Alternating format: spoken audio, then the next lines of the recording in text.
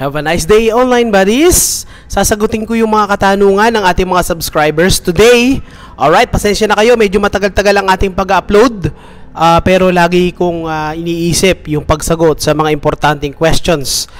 Lalong-lalo na para sa inyo, para sa inyong mga anak, or para sa mga taong related sa buhay ninyo. Okay, salamat sa mga nagtanong. Heto na, basahin na natin.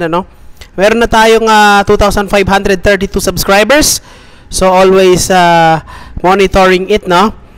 Thank you. Okay, start na tayo magbasa. Hello, Esme. Ito ay isa sa ating mga subscribers, no? Esme, good afternoon sa'yo.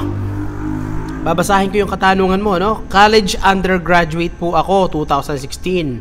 And gusto ko po sana ipagpatuloy ang pag-aaral ko, the same course. Ano po ang kailangan kong i-take para makabalik sa pag-aaral? Posible po kaya na di na ako magdaan ng senior high school? Ito yung main question niya. Kung babalik siya ng college, siya ba ay kailangan pang mag-take ng kailangan pa niya mag-take ng bridging program dun sa college na yon? Kailangan pa ba niyang or kailangan niya pa bang mag-senior high school? Okay, this is my answer. Direct to the point po tayo. Hindi mo na kailangan mag-take ng bridging program or hindi mo na kailangan magdaan sa senior high school ulit kasi nakapag-college ka na dun eh. Doon sa last college, natatandaan mo yung huling college na kung saan ka nag-attend, no? Kung mag-request ka doon ng TOR or kung walang TOR, Certificate of Grades. At syempre yung honorable dismissal. Okay, mag-request ka doon, punta ka sa registrar. Ikaw ay nakatala doon, no? Computerized era na tayo, 2016 yan, tama?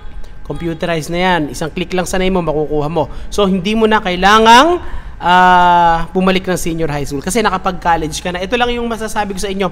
Once na nakapag-college ka, nakatungtong ka ng college na, ipasa mo yung documents mo from senior high school, ikaw ay sa college na kukuha ng mga documents kung magta-transfer ka or babalik ka uli. Okay, sana nasagot ko, Esme. Shout out sa'yo dyan. Palagi kasama Maestro Bino Lessons.